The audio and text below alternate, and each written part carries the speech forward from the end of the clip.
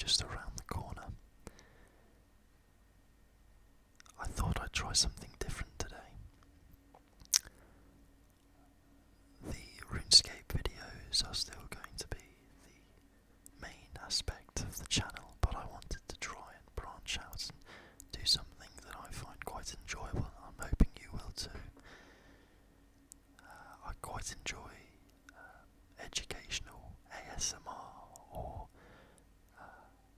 at least factual, and finding out about new things. In fact, one of the ASMR pages that I visit the most is a page called Let's Find Out ASMR. And what he does is goes through vast topics, through books, through web pages, discovering and learning about different topics.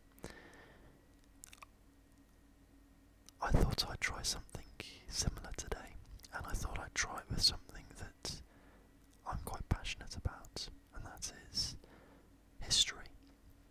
And not just history, but British history and national history. And I thought it would be quite fun for us to start with something like a ASMR. Let's find out about pubs.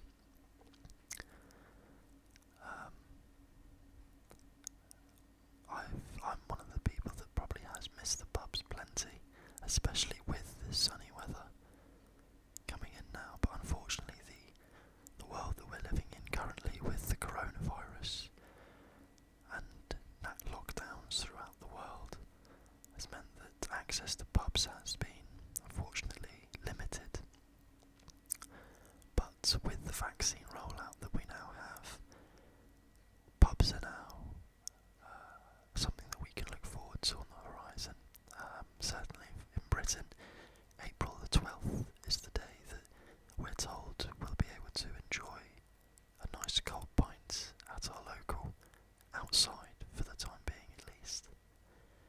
So, in anticipation of such a time, let's go through and learn what we can about pubs today, and I hope you enjoy this as much as I do, because there'll be plenty of stuff on here that I'm sure I know I certainly won't have known previously, and if we can come away from this having learned something, then I think that'll be just as good as, finding this relaxing. So I think I'm going to use Wikipedia for what we're going to do today. I think it's just the best thing to use. It's free. It's there's always the sort of stigma around Wikipedia, but at the end of the day, it has the information that we're looking for, and it has it in a nice, tidy manner. So we won't look at everything on this page, but there are certainly some things that we'll go through and we'll go through and digress as we go along. So first of all, what is a pub? Well, a pub, or a public house, is an establishment licensed to serve alcoholic drinks for consumption on the premises. The term public house first appeared in the late 17th century, and was used to differentiate private houses from those which were quite literally open to the public as ale houses, taverns, and inns. By Georgian times, that being the era of King George in England, it had become commonplace, although taverns as a distinct establishment had largely ceased to exist by the beginning of the 19th century. Today, pubs have no strict definition, but the CAMRA, or camera, states a pub has 4 characteristics. 1 is open to the public without membership or residence. cider without requiring food to be consumed. 3. Has at least one indoor area not laid out for meals. And number 4. Allows drinks to be bought at a bar, i.e. not only table service. Ironically, many of these 4 factors during the COVID outbreak have meant that your traditional pubs have had to operate in a way which makes them not a pub in the eyes of camera. Certainly, we had Sunak Rishi's Eat Out to Help Out and such, which was great for restaurants, but for pubs, part of the stipulation of them recently having opened was that they had to sell food with the alcohol. So that goes against section 2 of this characteristic. And also for drinks to be bought at a bar, where at the moment pubs are only working on table service due to the again COVID pandemic. But interesting stuff. The history of pubs can be traced to Roman taverns in Britain and through Anglo-Saxon alehouses, but it was not until the early 19th century that pubs as we know them today first began to appear.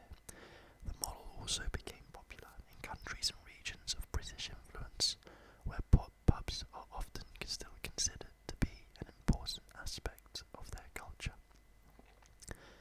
In many cases, especially in villages, pubs are the focal point of local communities.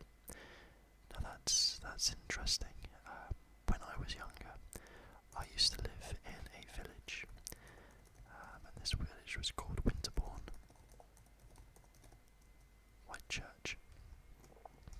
A very small village in Dorset in England. Now,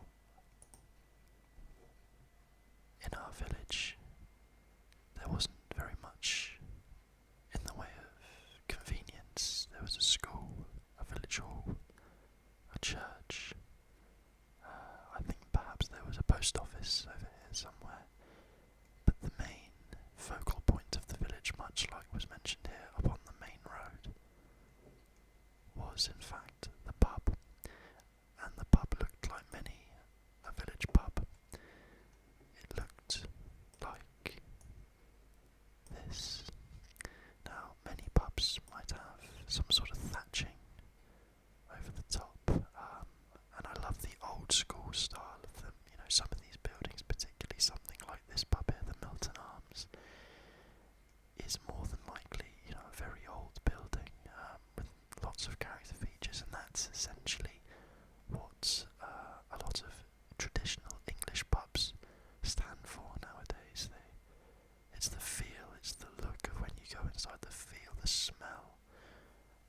Everything adds up to what you consider, you know, what your experience of a pub is. And for me, this is what it is. So, let's have a look at these Roman taverns.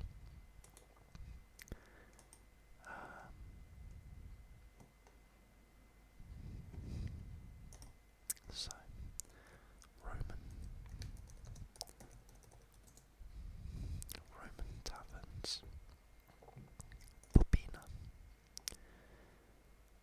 So the Popina was an ancient Roman wine bar where a limited menu of simple foods, olives, bread, and stews, and selection of wines of varying quality were available. The Popina was a place for plebeians of the lower classes of Roman society, slaves, freedmen, foreigners, to socialise, and in Roman literature they were frequently associated with illegal and immoral behaviour. An interesting way of putting it. I mean, considering nowadays we very much consider that perhaps pubs are a working class sort of establishment. Certainly not the way that the Romans saw it, but it's still a place of the, you know, your everyday person. Certainly we don't have slaves or consider slaves and foreigners the sort of thing where they have to go to their own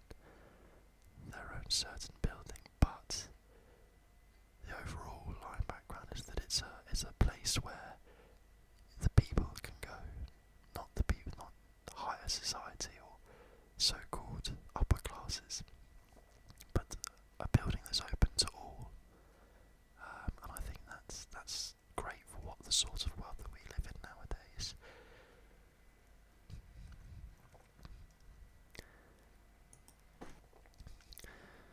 And we have Anglo-Saxon alehouses. I wonder if we can learn more about them. Let's have a look at origins.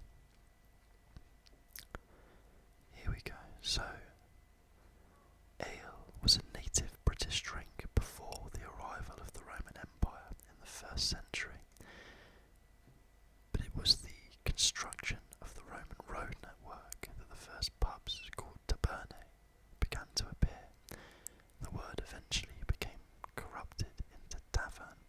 Now that's very interesting. So perhaps the popinae that we read about a short while ago were in fact not what we found in Britain, but in fact the taberna, which was a type of shop or stall in ancient Rome.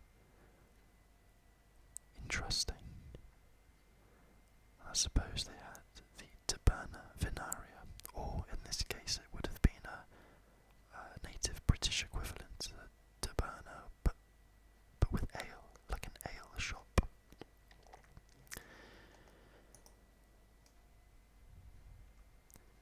Now ale is, many people consider ale to be a drink which is for older men, which I suppose is the stigma it has around it, but personally I love ale. I think it's a great drink, especially in the winter. If you'd like a beer to drink in the winter or in the colder months, ale is great. In a hot summer day, a lager is probably more refreshing, but an ale is, for me, it's the best, the ultimate beer. After the departure of the Roman authority, in the 5th century, and the fall of the Romano-British kingdoms, the Anglo-Saxons established alehouses that may have grown out of domestic dwellings, first attested in the 10th century. These alehouses quickly evolved into meeting houses for folk to socially congregate, gossip, and arrange mutual help within their communities. The Wantage Law Code of Aethelred the Unready prescribes fines for breaching the peace at meetings held in alehouses.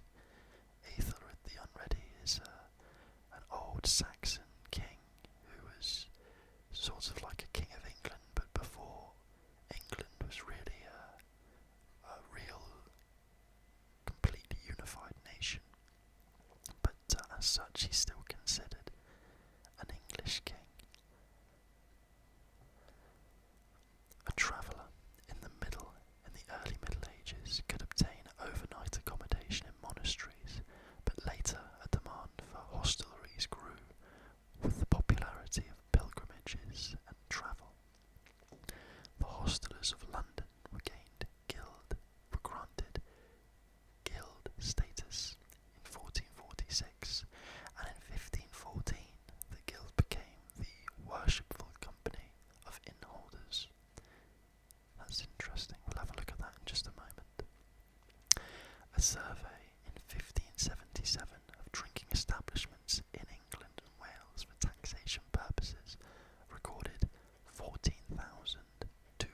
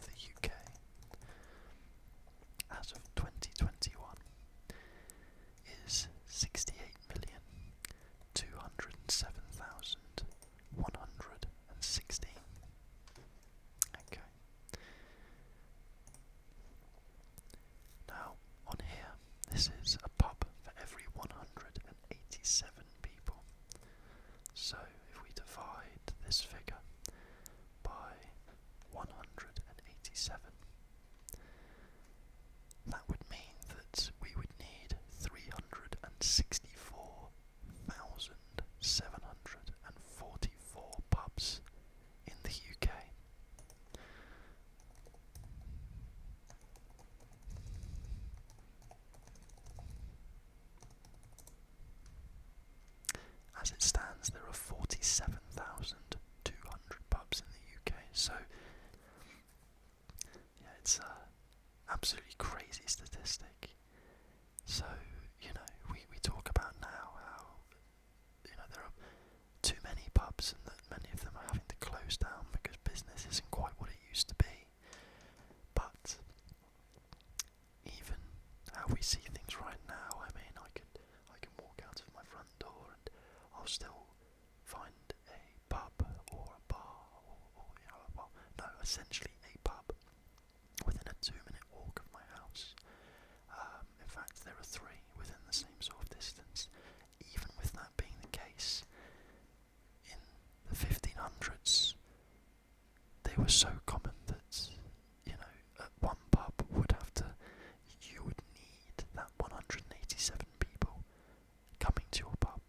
You wouldn't really need to take that proportion of the population to make sure you're making money. It's quite sobering.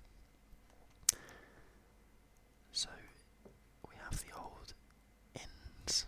Now inns are a little bit different in aspect because inns are a way of seeking lodging as well as food and drink.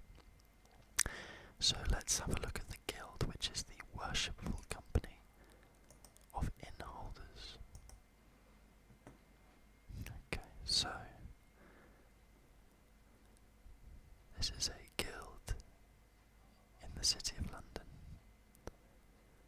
They were originally known as hostelers, but their name had changed by the time it was incorporated under a royal charter in 1514. The company has, over the years, lost its status as an association of traders and businessmen, instead becoming, as have most of the other livery companies, an establishment dedicated primarily to charity. The Innholders Company ranks 32nd in the order of precedence of all the livery companies. Its motto is Hinc spes affulget, Latin for hence hope shines forth, and it is based at Innholders Hall in College Street between Cannon Street and Upper Thames Street. I hope I pronounced the Latin there correctly. More than likely I didn't, but that's really interesting, especially considering that this was at one point a guild at a time during the Middle Ages where guilds were powerful. They were, people that if things weren't being ruled by the central body, the king or the queen or the government, then guilds very much held power in their own affairs and their own matters. I didn't realise that many of those sorts of guilds have since become charities. Very interesting. So with the inn, we have a certain type of pub. So inns are buildings where travellers can seek lodging and usually food and drink. They are typically located in the country or along a highway. In Europe, they possibly first sprang up when the Romans built a system of roads 2 millennia ago. Some inns in Europe are several centuries old. In addition to providing for the needs of travellers, inns traditionally acted as community gathering places. Incredible how some inns are so old, several centuries. It's incredible when you consider that some of these pubs, some of these little taverns have stood for longer periods of time than some nations. It's bewildering. The might of the United States of America, everyone knows as being the world's superpower, and yet this pub here, Ye Olde Fighting Cocks, has been around since before the first, or likely the first buildings were ever built in the United States, and it's still running now. Ye Olde Fighting Cocks in St Albans, Hertfordshire, which holds the Guinness World Record for the oldest pub in England. It's a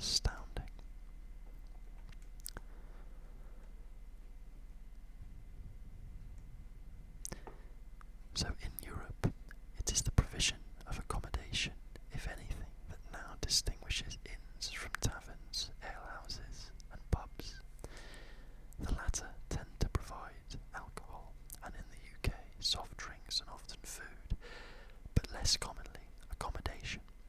Inns tend to be older and grander establishments. Historically, they provided not only food and lodging, but also stabling and fodder for the travellers' horses, and on some roads, fresh horses for the mail coach. It's crazy how much that used to be the case, and how society now has changed, what it has to be, considering that so much of what they were before relied on, travelling taking days rather than hours. People on horseback or in horse and carriage, travelling from one part of a country to another. It wouldn't be something where you take a plane or even travel in a car and take a few hours and maybe stop at a service station to grab a bite of food. It would be something that would take you several days. You would need to stay at these inns. You would need your horses to be looked after, and as mentioned here, in some cases, replaced entirely. And how now, because of that, inns are very much different. I mean, I consider an inn to be this sort of thing, but generally speaking, if you do need to stay somewhere, we usually consider places to stay now as hotels or lodges. Like in the UK, we have travel lodges, which I suppose are inns in an aspect. They have bars inside where you can get a drink, but you don't see them as inns anymore. So it's interesting how that phrase has changed and become something else. In fact, here we go. So the original services of an inn are now also available at other establishments, such as hotels, lodges, and motels.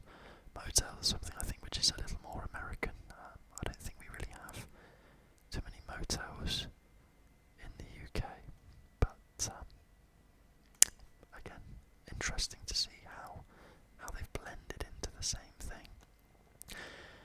These of which focus more on lodging customers than on other services, although they usually provide meals. Pubs, which are primarily alcohol-serving establishments, and restaurants and taverns, which serve food and drink. In North America, the lodging aspect of the word inn lives on in hotel brand names like Holiday Inn, and in some state laws that refer to lodging operators as innkeepers. Really interesting stuff.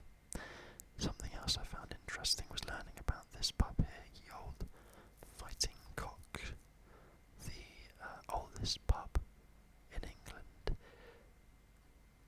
In Europe, they've been known as the same sort of thing, inns and taverns. So let's see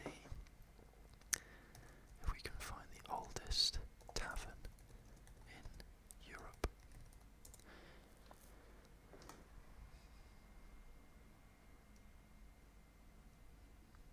Wow. So here we have a bar named Sean's Bar. It's a pub in Athlone, Ireland, notable for its success in perpetuating claims of it being established around AD 900. For many, that was during the Dark Ages. That's an incredible feat, which would make it the oldest bar in Ireland and possibly all of Europe. Let's have a little look at Sean's Bar. In actuality, architects and historians suggest that the lower two floors of the building were constructed between 1600 to 1725. Well, that's disappointing. Okay, so there have been claims of the age. Well, let's see if we can find a more verifiable source.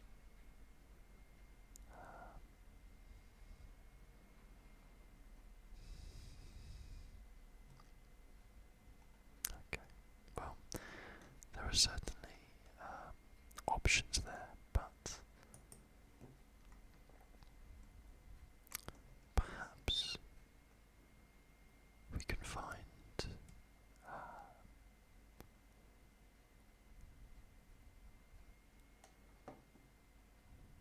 the oldest. Here we go.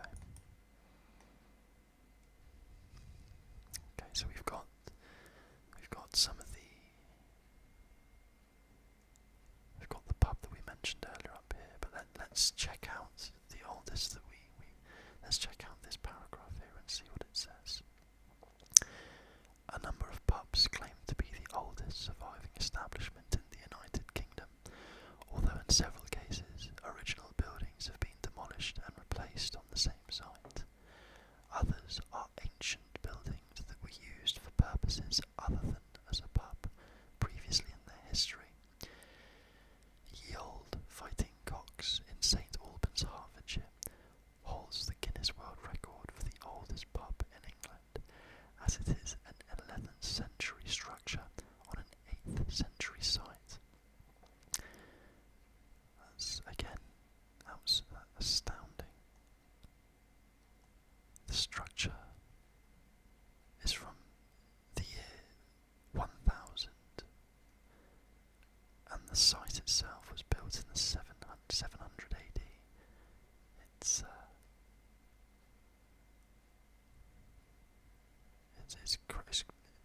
really, really sobering. The old trip to Jerusalem in Nottingham is claimed to be the oldest inn in England. In England. Try saying that 5 times as fast as you can.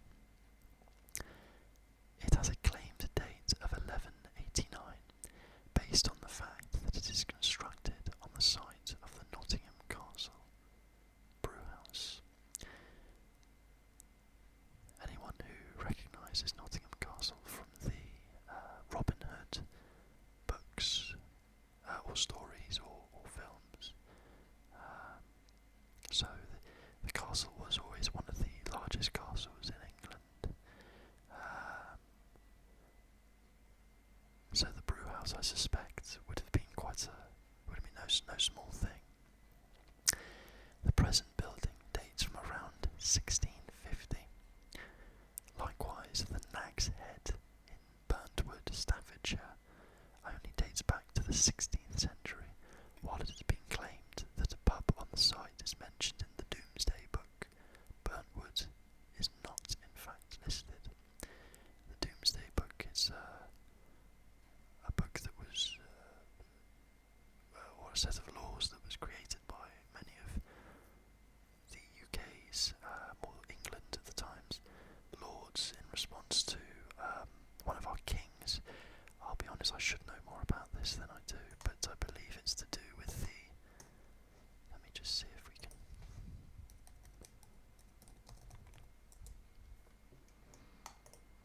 I think I spelled that wrong.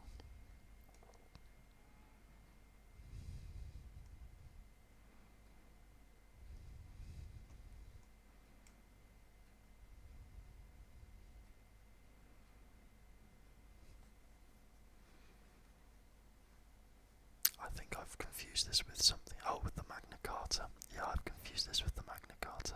The Domesday Book is in fact the manuscript, which was ordered by King William the Conqueror, who ordered it in 1086 but conquered the UK in 1066. And it chronicled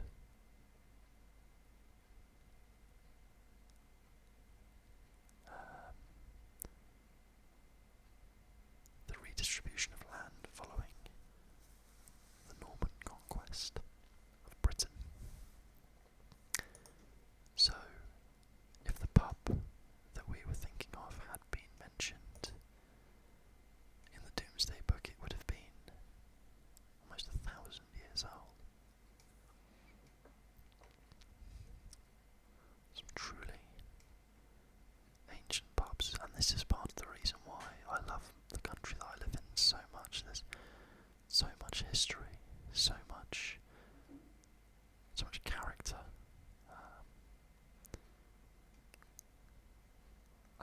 And this is another famous English pub, this one here, the Crooked House, which is actually crooked, and we'll open up a picture of it here. It's one of the few pubs that it is actually sideways. There's also always the running joke that, if you get drunk at this pub,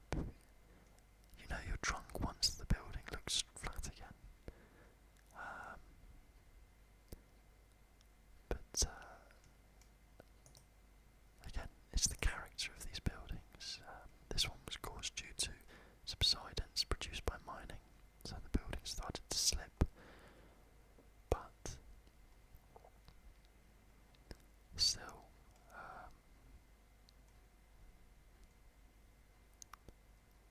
a great pub for the history of the UK.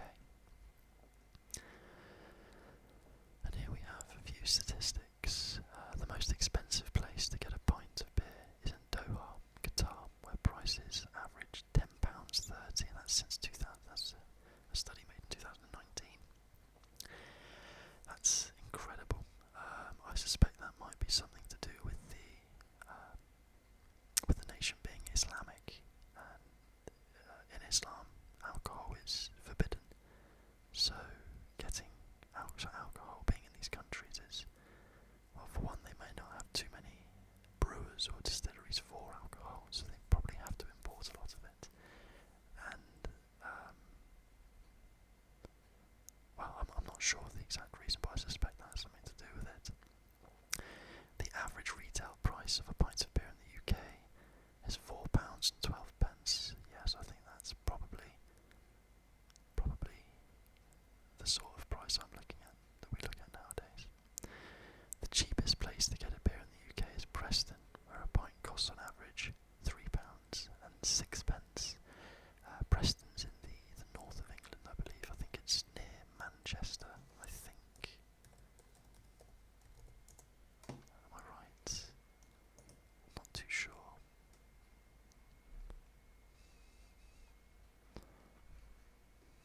Okay, no, it's close to Blackpool. Preston, yeah, okay. So it's in the north of England, and perhaps somewhere I'll need to visit if the pints are cheaper. But very interesting stuff. In 2018, Brits drank 7.75 billion pints of beer, 21.2 million pints a day. You can see how we get our reputation as the drinkers of the world. As of 2019, there are 40,683 pubs in England, 2,901 in Wales, and 3,612 in Scotland. Pubs are closing at a rate of 1 every 12 hours. I highly suspect after the damage of coronavirus, this rate will actually be higher than that of February 2019. I've certainly seen quite a few establishments, not just pubs, but shops and all sorts of commercial entities shutting down over the last few months, possibly to reopen, but I think everyone knows at the back of their mind that many of those may not open again. It's unfortunately where we are in the world, but we will come out of it stronger, I have no doubt. The number of pubs in the UK has declined year on year, at least since 1982. Various reasons are put forward for this, such as the failure of some establishments to keep up with customer requirements. Others claim the smoking ban of 2007, intense competition from gastropubs, the availability of cheap alcohol in supermarkets, or the general economic climate are either to blame or factors in the decline. All very, very interesting points. Changes in demographics may be an additional factor. Certainly in the UK we have an ageing population, perhaps due to the baby boom that happened not long after the Second World War, but that may be part of it, although many pubs do include some of the older generation. You don't really see too many younger people in pubs nowadays, or if you do, they're of a certain ilk.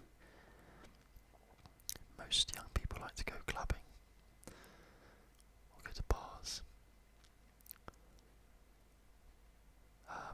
And also the smoking ban of 2007. Now that's very interesting because I grew up, I was born in 92, because I was a smoker at that time. I was 15, I suppose, when this band came in. But my father was the sort of dad who used to take me to the pub, even when I was very young, to play pool, to watch the football. And I suppose that's where I found part of my love for UK pub culture from.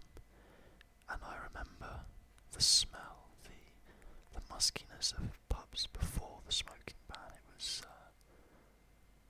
again, it's a hard thing to comment on, because at the end of the day, I think we're all better for the fact that there is a ban on smoking in public areas, and especially for those that don't want that sort of thing around them, it's much better. But from a personal perspective, again, it's the overall feel and the smell of the pub, how they used to be. They used to have so much more of a character to them. Perhaps that's my personal opinion, because that was how pubs were to me, or that's how they smelt or felt to me when I was younger. But certainly an interesting point. In 2015, the rate of pub closures came under the scrutiny of the Parliament in the UK, with a promise of legislation to improve relations between owners and tenants.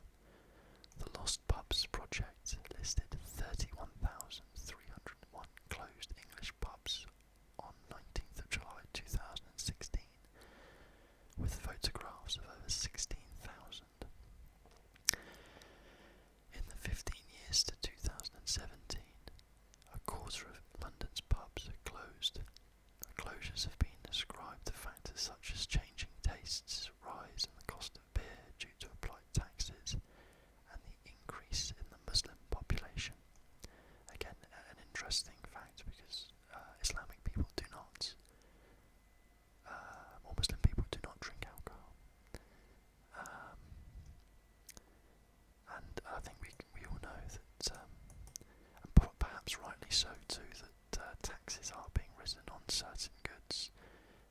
Alcohol and cigarettes have risen sharply over the last 10 to 20 years in the UK, so that's certainly, I think, generally speaking, a good thing, as it was, I think, at one point far too easy for especially young people to get alcohol cheaply, and perhaps it's just even slightly more of a deterrent. Let's just finish off here on this last section here, which seems quite interesting. So, outside of Great Britain, although British pubs found outside of Britain and its former colonies are often themed bars, owing little to the original British pub, a number of true pubs may be found around the world. In Scandinavia, especially Denmark, a number of pubs have opened which eschew theming. Eschew, I've never heard of that word before.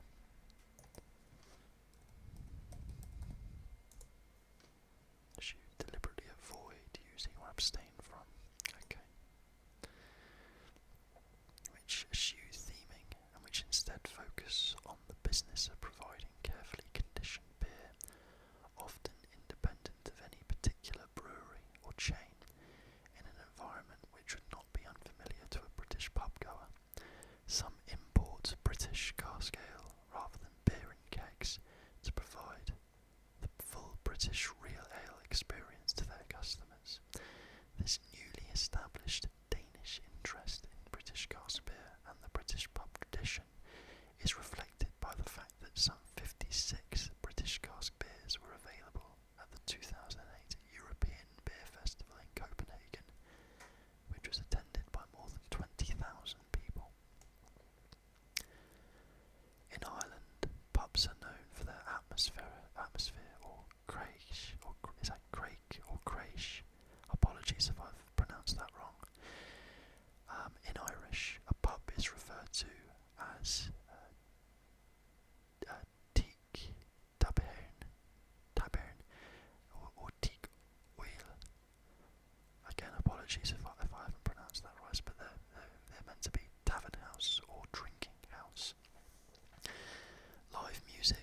sessions of traditional Irish music or varieties of modern popular music is frequently featured in the pubs of Ireland.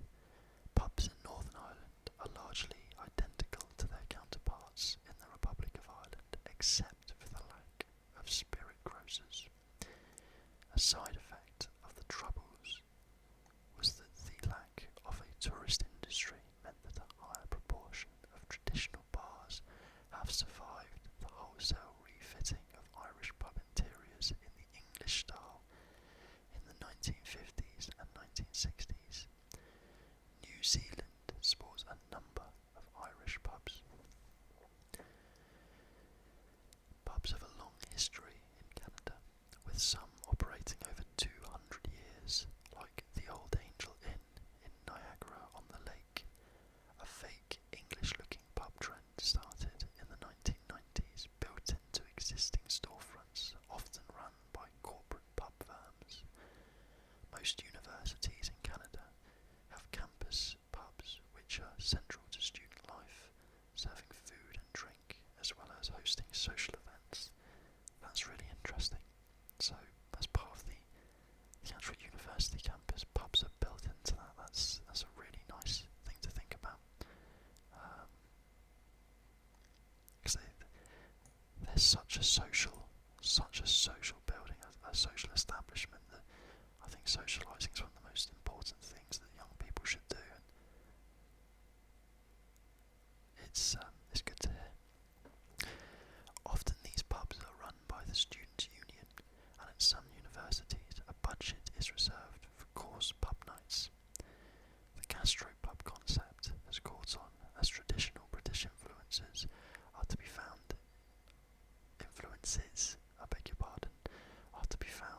in many Canadian dishes. Aside from pubs, the term bar can refer to themed drinking establishments, sports bars or cocktail bars, or to the physical counter in a pub. Tavern was previously a popular term, though it has become somewhat antiquated.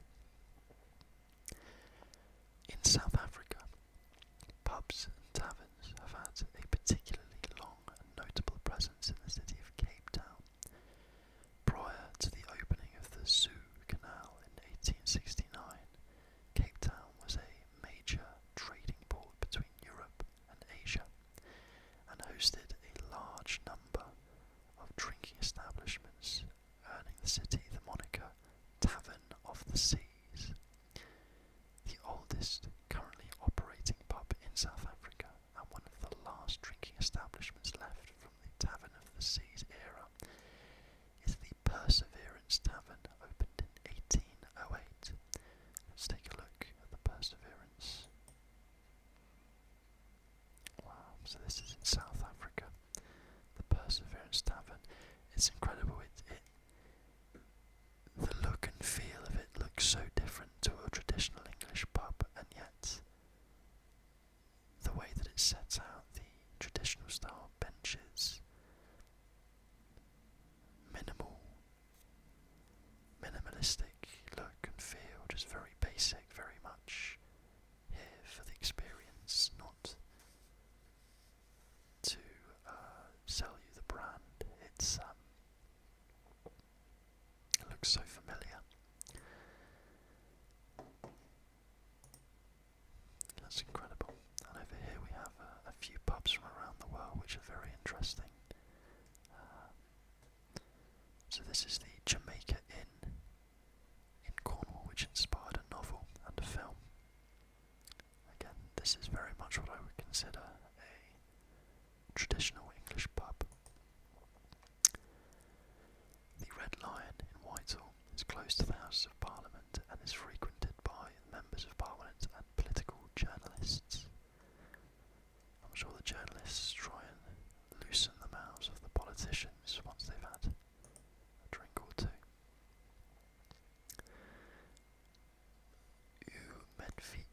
Medvedku. Apologies again if I've mispronounced that. It looks like it might be some sort of Eastern European. This is one of the oldest pubs in Europe. Wow. This looks like it's in a big city.